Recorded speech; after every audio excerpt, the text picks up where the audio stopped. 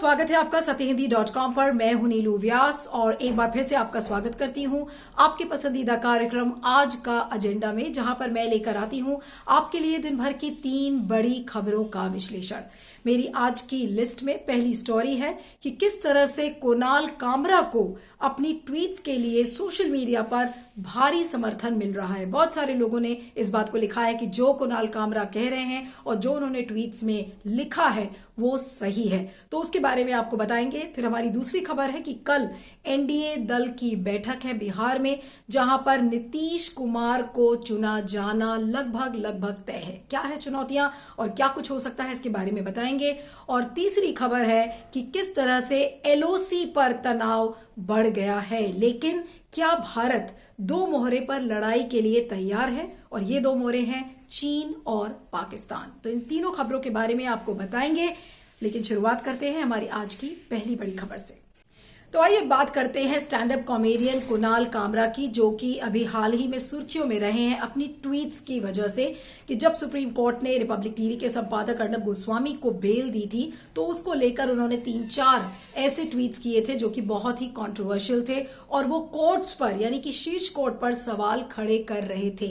जिसके बाद कल कुणाल कामरा ने कहा कि वो अपनी ट्वीट्स को वापस नहीं लेंगे, वो बिल्कुल सॉरी नहीं फील कर रहे हैं, वो बिल्कुल अपॉलोजेटिक नहीं है, और उन्होंने कहा है कि वो अदालत के सामने या अदालत का समय भी नष्ट नहीं करना चाहते। उल्टा उन्होंने जजेस को हिदायत दे दी कि आप जो समय में कंटेम्प्ट प्रोसीडिंग्स मेरे खिलाफ करेंगे या जो कोर्ट की अवमानना का केस आप मेरे खिलाफ करेंगे, तो वो समय आप जेएनके का जो रेवोकेशन ऑफ आर्टिकल 370 है उसके केस में इस्तेमाल करिए, डिमोनेटाइजेशन का केस है उसके लिए इस्तेमाल करिए, इलेक्टोरल बॉन्ड्स का केस है आप उसके लिए इस्तेमाल करिए। तो इस तरीके का एक डिफाइंड एटीट्यूड कुणाल कामरा को देखने को मिला।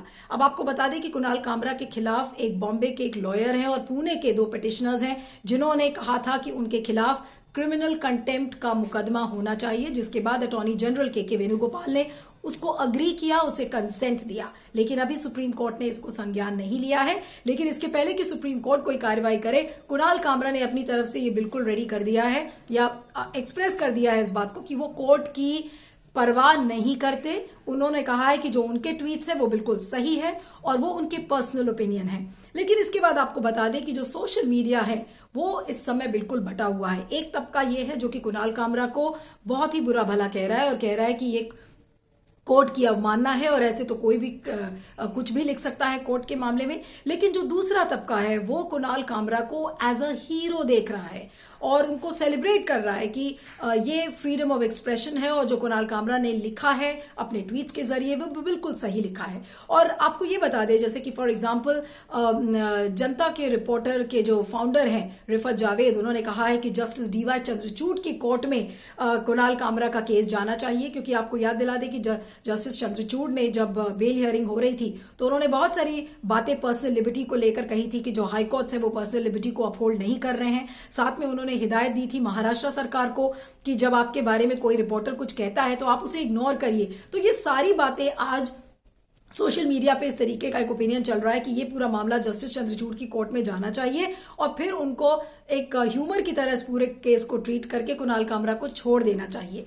दूसरा एक जो ऑल्ट न्यूज के जो फाउंडर हैं प्रतीक सिन्हा, उनका ये कहना है कि जो स्टाइल है कुणाल कामरा का, हम लोग सारी सिचुएशंस को बहुत ऑर्डिनरीली देखते हैं, लेकिन कुणाल कामरा पूरे सिस्टम को मुंह तोड़ जवाब देते हैं। तो एक बड़ा तबका है जो उनको सपोर्ट कर रहा है। लेकिन सवाल ये उठता है कि आज कंटेम्प्ट ऑफ कोर्ट और फ्रीडम ऑफ एक्सप्रेशन के बीच में एक जो लक्ष्मण रेखा है वो कहीं ना कहीं इतनी ज्यादा ब्लर हो गई है कि बहुत सारे लोगों को ये लगता है कि जो क्रिमिनल कंटेम्प्ट का केस है या कंटेम्प्ट ऑफ कोर्ट का केस है उसका कहीं ना कहीं मिसयूज भी हो रहा है। जैसे आपने प्रशांत भूषण के केस में देखा था कि उन्होंने ट्वीट किया, लेकिन मजे की बात यह है कि सिर्फ 1 या 2 जजेस नहीं, कुछ जजेस ऐसे भी हैं जो कहते हैं कि नहीं, आप कंटेम्प्ट ऑफ कोर्ट कैसे कर सकते हैं या आप फ्रीडम ऑफ एक्सप्रेशन की हानि कैसे कर सकते हैं अगर किसी ने ट्वीट किया है। जस्टिस चंद्रचूड़ ने बेल हियरिंग जो अर्नब की थी उसके दौरान भी उन्होंने ये कहा था कि कैसे वेस्ट बंगाल की एक लड़की ने जब कोरोना के बारे में ट्वीट किया तो उसके खिलाफ पुलिस ने एफआईआर दर्ज कर दी। तो ये सारे एग्जाम्पल्स उस कोर्ट हियरिंग में आए थे। तो आज सवाल ये उठता है कि क्या आप कंटेम्प्ट ऑफ कोर्ट किसी के खिलाफ जो कि एक ट्वीट कर रहा है आप उसके खिलाफ कैसे कर सकते हैं? क्या ये सही है, क्या ये जायज है और कितना जायज है और कितना गलत है? आज उस पर पूरा एक डिबेट आकर टिक गया है। तो कुणाल कामरा का जो डिफाइंट एटीट्यूड है, मैं उसको बिल्कुल सपोर्ट नहीं कर रही हूं, लेकिन जो वो कह रहे हैं उसमें तथ्य हैं, उसमें फैक्ट्स हैं। तो कहीं ना कहीं कोर्ट को ये दोनों चीजों को ध्यान में रखकर जो भी आगे की प्रोसीडिंग्स है वो करना पड़ेगा। लेकिन कुणाल कामरा के बारे में आप क्या सोचते हैं, जरूर फीडबैक दीजिएगा। मैं आगे चलती हूं। तो आइए बात करते हैं बिहार की। कल एनडीए घटक दल की बैठक है, जहां पर मुख्यमंत्री नीतीश कुमार का चुना जाना लगभग तय है। सारी अटकलें लगाई जा रही थी कि नीतीश कुमार का अगला दांव क्या होगा। नीतीश कुमार की जो पार्टी है यानी कि जेडीयू, उसको 43 सीटें मिली हैं और बीजेपी को 74, यानी कि बीजेपी इतने सालों के बाद, इनफैक्ट पहली बार बिहार में एक बड़े भाई के रूप में आगे दिखेगा। लेकिन किस कॉस्ट पे ये हुआ है? चुनाव की अगर आप पूरी कैंपेन पे गौर डालें तो किस तरह से एलजेपी ने जेडीयू के वोट्स काटे हैं, इसको लेकर खबरें आ रही थी छन छन कर कि नीतीश कुमार को ये चीजें बिल्कुल पसंद नहीं आई। अभी कल भी मैंने आपको बताया था कि सोर्सेस के हवाले से खबरें आ रही कि नीतीश कुमार को बिल्कुल भी स्वीकार नहीं है चीफ मिनिस्टर का पद। उन्होंने अपने सोर्सेस के थ्रू ये बातें मीडिया में लीक भी करी। लेकिन बीजेपी की मजबूरी इस समय यह है कि अगर वो नीतीश कुमार को गुड ह्यूमर में नहीं रखती, यानी कि अगर उन्हें मुख्यमंत्री का पद नहीं देती, तो क्योंकि नीतीश कुमार के बारे में सब जानते हैं कि एक मौका परस्त नेता हैं, परिस्थितियों के मुख्यमंत्री के तौर पर जाने गए हैं, जिधर पड़ला भारी होता है उधर चले जाते हैं। उन्होंने बहुत ज्यादा अपनी नैतिकता से भी समझौता किया है। अगर आप उनके हाल में पिछले 5 या 10 साल का टेन्योर आप देखें तो बार बार इन बातों को सवाल इन पर उठे हैं। तो इसको लेकर बीजेपी को कहीं ना कहीं डर है कि कहीं महाराष्ट्र जैसी जो हिस्ट्री है वो एक बार फिर से रिपीट ना हो जाए। पिछले साल आपको याद है कि महाराष्ट्र में जब चुनाव हो रहे थे और बीजेपी ने, जब शिवसेना ने बोला था कि उनका एक मुख्यमंत्री होना चाहिए और बीजेपी उसके लिए अग्री नहीं कर रही थी, तो बीजेपी और शिवसेना ने अपने संबंध तोड़ लिए थे।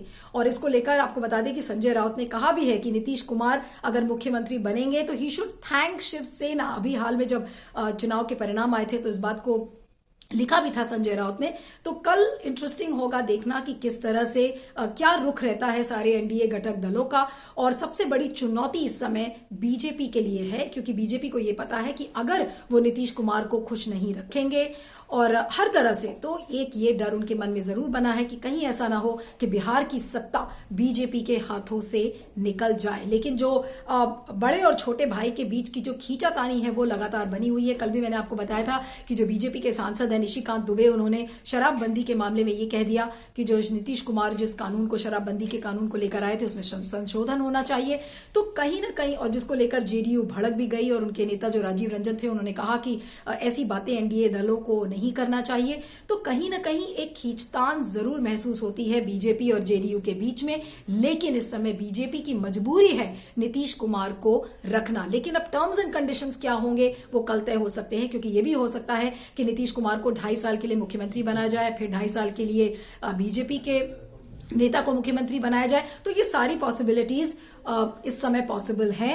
और क्या अग्री होती हैं चीजें, किन बातों को स्वीकृति मिलती है, कल देखना होगा। तो कल इसकी जानकारी आप सत्य हिंदी पे बने रहिएगा, तो इससे जुड़ी हुई सारी जानकारियां आपको सत्य हिंदी पर मिलेंगी। आपके फीडबैक का मुझे इंतजार रहेगा। आइए चलते हैं तीसरी खबर की ओर।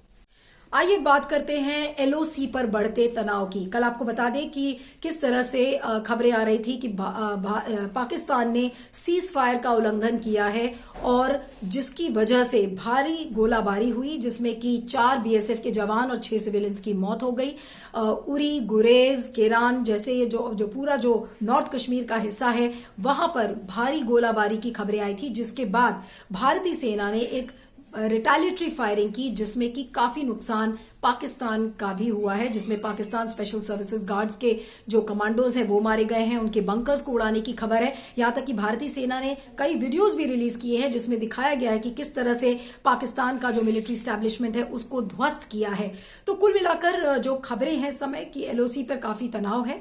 लेकिन जो आरकेएस भदौरिया जो है मार्शल हैं, उन्होंने कहा था कि अब भारत 2 फ्रंट वॉर के लिए तैयार है, यानी कि एक तरफ चाइना से और दूसरी तरफ पाकिस्तान से।